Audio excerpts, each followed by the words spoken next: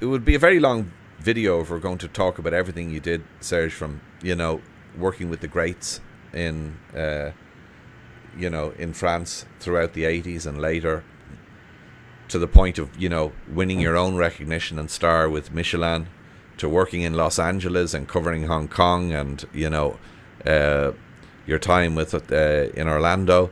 But there's of particular interest, I think, to a lot of people, will be one of your most recent responsibilities, and that was as executive chef of international cuisine at the Al Wajba Palace in Qatar. Now, Qatar is going to be featuring a lot more as we run up to the World Cup. We're going to be hearing a lot more about it. But you were executive chef, Serge, there, for I think in the region of 3 years, from 2010 up to last year, sometime. That's a job that's that a lot of us would like to know about. We'd like to know something about it. How did you get the job? Or recruitment agency. Great. I'm delighted to hear that. It wasn't us. I was fishing. And the guy called me up. And when you fish, you're very quiet. So he's headhunting. And no, I was fishing the fish. Right. I was fishing in Oh, you were literally fishing. Yeah. And I get a phone call. Right. Okay. I thought you were talking, Serge. I thought you were talking metaphorically there, that you were fishing for a job. You were no. You were fishing for fish. Yeah. Fish. Okay. Sorry. A guy called me and he said, "I have a job for you to work for private in a palace in Doha." And I said, "I'm not interested, because I used to do this before." And he said, "You don't want to hear it?" I said, "No, I don't care. I don't want to do it." Right. Why did you say that? Was that an early gambit at pushing your price up, Serge? No. Or were you genuinely not interested? Absolutely not. Because I used to do this in Paris before.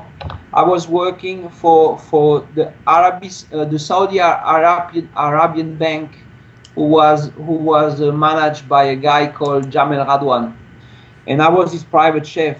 And what's difficult is you work most of the time in different places. You work most of the time alone in the kitchen, which takes you a lot of time, because you need to buy the food, prepare the food, put the table, bring the food to the table, talk about it, go back in the kitchen, send the dessert. Now, if you do simple food, it's easy, but that's not what I do. Okay, I did, but at this point, it's not what I did. So I did some set lunches or set dinner, and if you serve, you need to everything served on plates. So it takes you a lot of time, So I said, no, I don't want to do it. So I hang up, and he called me back. I said, wait, let me talk to you about the project. I said, okay. And he said, the royal family, the first lady of Qatar, is looking for a chef, and he wants to do the best palace in the world. She wants to be better than Buckingham Palace. I said, okay, but what? Am I alone in the kitchen? And he said, no, you have a team. You are 12. Okay. I said, 12 people. Okay. And he said, that's one kitchen. How many kitchens are there? I said, 3. There's Arabic, Lebanese, and French. And she loves French food. And she knows a lot about food. Okay. So I said, okay, but what? Am I responsible for what? He said, for the French section. I said, okay. So they fly me over there, and they fly me over for 5 days, and I cooked 3 meals, and I think I was the 10th chef. They took 9 chefs already before to cook, and she didn't like it. Now, so they flew you over, yeah. Yeah. Was that a scheduled flight, or did they arrange a special plane? No. Yeah, I don't want to miss any details here, No, Serge. You know. don't dream, because it doesn't work this way. People think they are Arabic, and no, Yeah. they think those people are not stupid. Huh? They understand. Okay. So I took a plane and fly to Doha. So And accommodation, food, and everything. yeah, Everything is laid on. Like, you know, there's no expense to you attaching at all. no, Yeah. no, I didn't have expense. So I cooked for her, but it was mostly for her. Okay, I was Right. hired by her. I was not hired by Emir. I was hired by her. So I cooked for I cooked 3 times, 2 lunch and 1 dinner, I think, and she liked it, and she told me, I was serving my food, because most of the time you don't serve those people. Yeah. You have waiters, they serve, and I was serving my own food, and she said, I like what you do. I would be pleased that you work with us, or that you work for us. I don't know. So we talked about this, and so I took the job, and I started there. So when I came to the kitchen, most of the people I had are more Indians, Sri Lankese, Filipinos, but most is Bengali, Indian, Sri Lankese, and most of them, they were more they were not trained. They cooked with a lot of fat and stuff like that. So So how do they get a job there without being trained? I mean, no, they were chefs, but they did food which was was not interesting. right. Okay, so when I came there, I took a guy, and he was peeling onion when I came, and I discovered him because when I cooked there for 3 days, he came to me and said, "May I help you? Can I work with you?" So I took him with me, and he became after my sous chef. But I trained him little by little, and so we built the team. And The where was problem- he from, Serge? Bangladesh. All right. Okay. And what's happened is you need to work with what you get. It's like Yeah. with products, right? So we went to the market, we see a little bit what's going on. In the beginning, I buy some fishes from France, and she told me, I don't like these fishes. Where you buy those? I said, I let them come from France. She said, no, I prefer that you work with fish that we have here. And she's right, Yeah. Why should I use French fish if she likes, well, And, if I and, can. and Serge, what about budget here? Were you given a blank check to buy? No. What's happened is, a little bit what they spend. Of course, you have a good budget. I think the food was 50%, because products are very expensive, right? Yes. And the problem is you never know. The problem you have is you need to understand that when she passes to the table, when she's at the table, you need to serve 2 salads, 1 appetizer, 1 fish, 1 main course, 1 dessert in 20 minutes. That quick? Yeah, So, okay. Why so fast? because that's the way it goes. Really? Yeah. And does this involve plating in succession, or is it literally putting several pieces down on the table at one No, time? it's not. What you do is you put 2 salads on the table, and in the same time you bring your appetizer. But when she's finished your appetizer, you need to bring the fish. When she's finished the fish, you need to bring the meat. When she's finished the meat, brings the dessert. The only problem is the table contains also Arabic food and Arabic food and Lebanese food. So she can pick whatever she wants, because the table is full and she picks whatever she wants.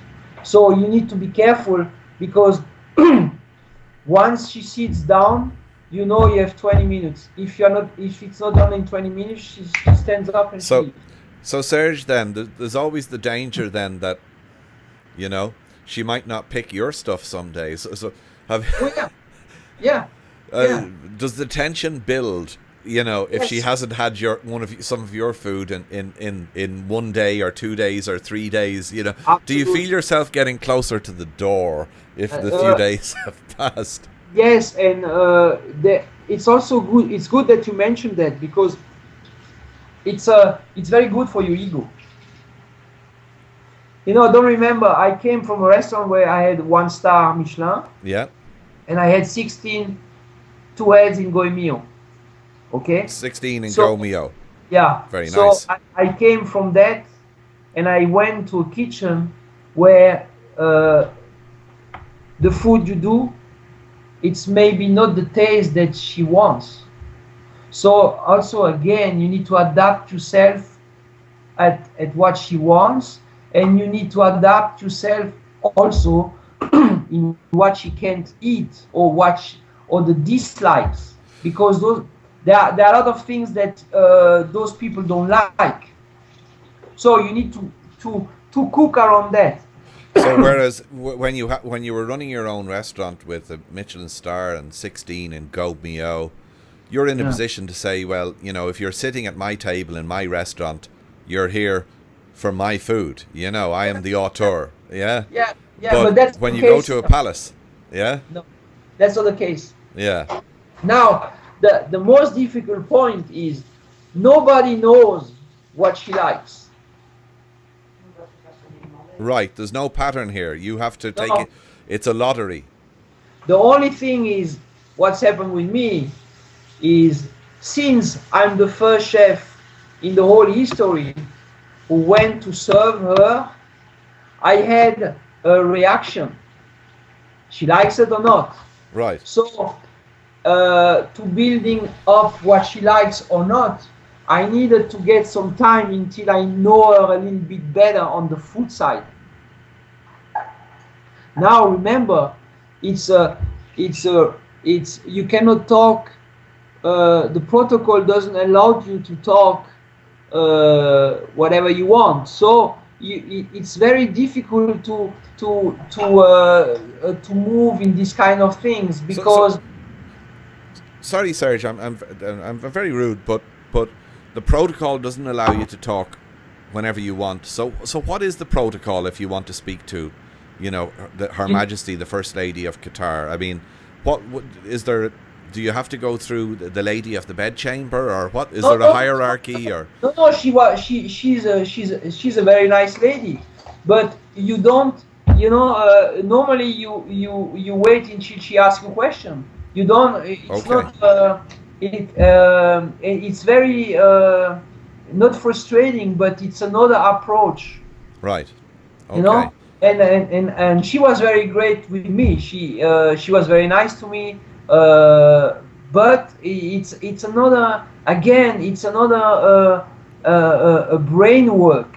It's something that you are not used to, and in another hand, you cannot be too. I was, if I didn't like something, I told her. So you need to once you had permission to speak, that is. Huh? yeah, it's you need to be careful. Yeah. It's not like in your restaurant. You come to the table, hey, how you doing? Nice to see you. It's different. And you cannot throw her out. If there's any throwing out to be done, Oh, she'll be doing it. She's at home, huh? Yeah, and it's a fascinating experience. It must have been, and you were there for I think nearly 3 years. So Yeah, it's obviously, it was win-win. Her Royal Highness was getting what she wanted out of your kitchen, and you must have been getting what you wanted, out of the experience of cooking for her. Now, is cooking for Gulf royalty?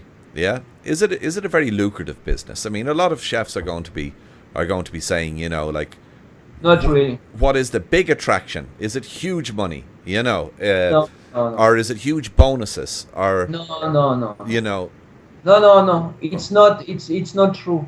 no? It's not true because that's again. It's something that people. It's an impression, but those people are very smart. They know what they do. It's something. It's very difficult to work. Again, that's another culture. It's you need to be. Uh, you know, it's not what and living in Qatar. Okay, big deal, right? Big deal. There are a lot of places which are better to live than in Qatar. Now, of course, they took care of us, but you know, you have a point in your life where you don't see this anymore. It's time to move on, and for us, it was really time to move on. We wanted to do something else because for people who people like us, it's you reach a point where it's getting frustrating. And what for you now? You know, who've done everything you have done, who's worked worldwide, right across cultures from the United States, France, Germany, Hong Kong, the Middle East. Yeah, I worked in fast food in the Mississippi. You know the I was flipping burgers one time in my life. Oh, look, I was a dishwasher in Japan. We all have some shameful episodes, you know, in our background. We don't all want them on video though. So that's okay. It's okay. But you know, what type of what type of project would excite you now? You know, after having done all these things, because I know from previous conversations we've had that cooking is what you like. You know, you actually like the craft of cooking. You want to cook. That's my understanding. So what type of project would allow you to to feel fulfilled, for another 3 years, Yeah, because we always get sick eventually of every job we're doing. I think, there's always a time to try something fresh. But, what could you think of that would make you were in the Qatari royal household for nearly 3 years. So what could keep you happy for another 3 years? What type of project? We working since now 1 year on a patent which is now done, because I invented something which I created in 1989, and I just did a patent on that. So that's now it's done. And what we would look for would be because my wife was working with me at the Royal Palace, and she was working with me in the kitchen, and she was serving too. So the next step, what we love to do, is maybe to take a resort somewhere in the Maldives, or somewhere in Thailand, or in Sri Lanka, or whatever, in Birmania or somewhere, and going as F&B. I'm taking the kitchen, my wife taking the floor, and building something up, and to become actually, let's see, in 2-3 years, to run the show of the resort, to run the whole resort. This is something we would consider right now today. And working together with your wife was the job in the palace in Qatar, was that the first time you'd worked together as a duo? No. We worked together when we had the restaurant here in Strasbourg. Right. And but it's the first time that my wife was working more nearly with me in the kitchen. This is what we're doing right now. If we have a promotion to do, what's happened? We live together. We go there. We work together in the kitchen, and because I think it's important too. That's something we didn't mention. You need to be able to be polyvalent. You say this in English? What's the term again, sir? Polyvalent, to be able to not to stick in one thing. We're able to do different kinds of things. Poly, from the root meaning many, I think. Right. Polyglot. So She knows how to run a floor, but she knows also to help me when it's time to help me. You know what I mean? Yeah, and so you're a honed double act at this stage. You also have a website, Serge, and for those who've been watching and are interested in learning more about Serge, including a stunning gallery of Serge's work, which is, stunning. It's worth visiting. The website address is www.serge, that is SERGE dash Burkle, that is BURCKEL.com. And the website is, for the most part, in English as well. There's everything there from biography, quotations, press articles, and, as I said already, the gallery, which is well worth a visit. And if you'd like to contact Serge, there's also means to contact Serge on the website. That's www.serge-burkle.com.